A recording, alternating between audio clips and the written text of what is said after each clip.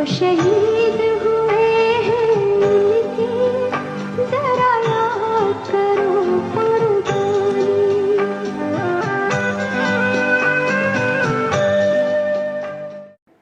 कुर्बानी। याद करो कुर्बानी कार्यक्रम के अंतर्गत हम सब स्वाधीनता संग्राम के विविध पहलुओं पर चर्चा, परिचर्चा और विमर्श के लिए लगभग पिछले एक हफ्ते से बैठ रहे हैं।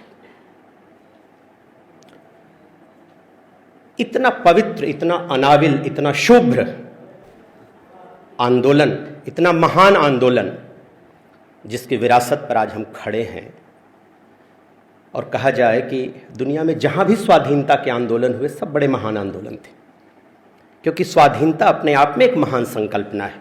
अभी प्रोफेसर धर साहब से आप सबने सुना।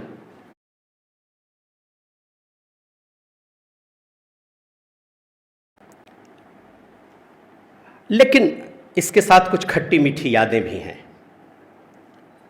और इतना बड़ा आंदोलन जिसने नवीन परिकल्पना में आज़ाद, इसलिए मैं नवीन परिकल्पना कह रहा हूं कि भारत बहुत प्राचीन देश है, प्राचीन राष्ट्र है। स्वाधीनता की, गणतंत्र की बड़ी पुरानी संकल्पना। अभी आपने देखा कि कैसे वैदिक और उपनिषदिक दर्शन में स्वाधीनता के निहितार्थ को खोजने का प्रयास हुआ। तो स्वाधीनता संकल्पना के रूप में कोई, और कहा जाता है कि मनुष्य तो नेचुरल बाय बर्थ स्वाधीन पैदा होता है, स्वतंत्र रूप से सोचना चाहता है इस निसर्ग के बारे में, अपने बारे में, समाज के बारे में, विकास के बारे में। लेकिन यह आधुनिक आज़ादी 15 अगस्त 1947 को मिली, और जिस आधुनिक आज़ादी के बाद का भारत लगभग 69-70 वर्ष का है, और इस आज़ादी के आंदोलन की विरासत, किन चरम मूल्यों पर यह आंदोलन खड़ा हुआ। केवल देश को राजनैतिक रूप से स्वतंत्र, अगर राजनैतिक रूप से स्वतंत्र कराना ही इसका उद्देश्य होता तो 1931-32 में महात्मा गांधी ने स्वाधीनता संग्राम को विराम दे करके सामाजिक आंदोलन शुरू किया और कहा कि सामाजिक स्वाधीनता के बगैर राजनीतिक स्वाधीनता का कोई मतलब नहीं। डिफरेंट एंगल्स थे, बहुत बड़े लोग थे, विचारवान लोग थे, चिंतक लोग थे जो राष्ट्रीय आंदोलन के नेतृत्व करता थे, और एक महान चिंतना के आधार पर एक महान परिकल्पना के आधार पर इस देश को आज़ाद कराने का उन्होंने बीड़ा उठाया। लंबा संघर्ष चला। संघर्ष की भी दास्तान कोई एक दिन की नहीं है, और हम सब इतिहास के छोटे विद्यार्थी के नाते जो सोचते हैं कि इस भारत में आक्रमण संक्रमण का दौर तो बहुत पहले से चला, लगभग 300 BC, इरेनियन इन्वेजन से लेकर, इंडो ग्रीक से लेकर के शाक, होड़, यूची, यवन, एक लंबी श्रृंखला, तुर्क, मुगल, ब्रिटिशर्स, डच, पोर्तुगीज इत्यादि इत्यादि। लेकिन भारतीय जनमानस ने गुलामी को कभी मन से स्वीकार नहीं किया। हमेशा भारत का इतिहास प्रतिरोध का इतिहास रहा है, हिस्ट्री ऑफ एसर्शन, और मजबूत आग्रह के साथ प्रतिरोध रहा। आप पूरे कालखंड में 3rd सेंचुरी BC से लेकर के और 15 अगस्त 1947 तक का कालखंड अगर इतिहास के दृष्टि से मीमांसित करें, उसकी पड़ताल करें, तो आपको लगेगा कि कभी गुलामी मानने कोई मुल्क तैयार नहीं था। हम शासित हुए, हजारों वर्ष तक शासन रहा, प्रत्यक्ष परोक्ष शासन रहा, लेकिन हम शासित होने के लिए मन से, क्योंकि हमारी छटपटाहट थी, हमारी वेदना थी, क्योंकि हम उन्मुक्त चिंतन के लोग थे और स्वाधीनता के निहितार्थ को, उसके दार्शनिक अभिधान को समझते थे और चाहते थे मुक्त होना और स्वराज से सुराज तक की यात्रा करना चाहते थे।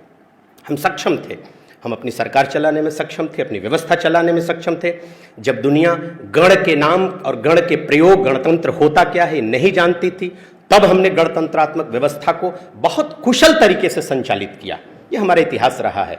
और ये 1000 BC, माने आप कल्पना करेंगे, हम कहते हैं 6th सेंचुरी BC में भारत में महाजनपद और गणतंत्र का अभ्युदय हुआ। और गणतंत्र की आप शासन पद्धति को देखिए तो लगे कितना मेथोडिकल है, कितना वो क्लियर है, जो संभवतः आज के गणतंत्र, ग्राम स्वराज्य की आप बात करें तो ग्राम स्वराज्य को देखिए किस तरह से विलेज ऑटोनॉमी और वो कैसे संचालित होती है। इसका संचालन देखें, एक मुहावरा, एक फ्रेज चला कि कोनरिप हो ही हमें का हानि। तो इसका अर्थ क्या है? सेंटर में राजा बदलता रहा, राज्य बदलता रहा, अर्बन सेंटर्स तब्दील होते रहे, गांव नहीं बदले। गांव में वह व्यवस्था गांव को तब्दील करने में सक्षम नहीं हुई। गांव की ग्राम सभा और ग्राम समितियां, ग्राम पंचायतें ग्राम का स्वायत्त विकास करती रही, लोकल एडमिनिस्ट्रेशन चलता रहा। और इतना मजबूत लोकल एडमिनिस्ट्रेशन का सिस्टम था कि आपको मैं बताऊं, चार्ल्स मेटकॉफ, एक प्रसंग याद आ रहा है, फिर मैं विषय पर लौटता हूं। भारत में रेवेन्यू का बहुत बड़ा ऑफिसर था। तो जब ब्रिटेन गया तो हाउस ऑफ लॉर्ड्स में वहां एक उससे सवाल किया गया कि भाई आप इतने लंबे समय तक भारत में रह के आए हो, हजारों वर्ष भारत ने दास्ता झेली, लेकिन भारत टूटा नहीं, इसकी वजह क्या है?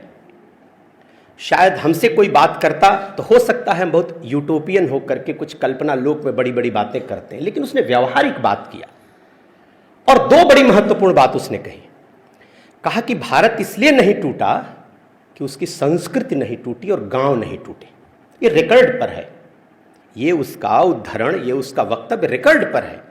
गांव नहीं टूटे। अभी हमने बताया कि गांव की जो अपनी इंडिपेंडेंट इकोनॉमी थी, कभी गांव गुलाम नहीं हो सके, गांव को गुलाम नहीं बनाया जा सका। वो आर्थिक रूप से भी स्वतंत्र थे, वहां पर कोई फॉरेन मनी का इंपोजिशन नहीं रहा कि आज जैसे आप कह रहे हैं कि तो एक वैश्विक पूंजी है जो दुनिया को ग्रसने की तैयारी कर रही है। इतने के बावजूद भी भारत के गांव गुलाम नहीं हुए, साझा चूल्हा चलता रहा, परिवार चलते रहे, फैमिली का कॉन्सेप्ट चलता रहा। जो भी हमारी आर्ष चिंतना थी, जो हमारी महान चिंतना थी, जिस पर इस देश और इस पूरे परिवेश का निर्माण हुआ था, वह बहुत बहुत बहुत मजबूत थी, सशक्त थी, सुदृढ़ थी, सबल थी, वह चल रही थी। गांव गुलाम नहीं हुए और भारत सांस्कृतिक रूप से नहीं टूटा। अविच्छिन्न संस्कृति, अविरल थी, सतत थी, वह नहीं टूटी। कहा ये दो बहुत बड़े कारण थे कि लौकिक राजनैतिक गुलामी और दास्ता तो भारत ने झेली, लेकिन भारत कभी टूटा नहीं। हम समझते हैं कि सबसे ज्यादा नुकसान हमको ब्रिटिशर्स से हुआ। ये कोई कहने की बात नहीं। इन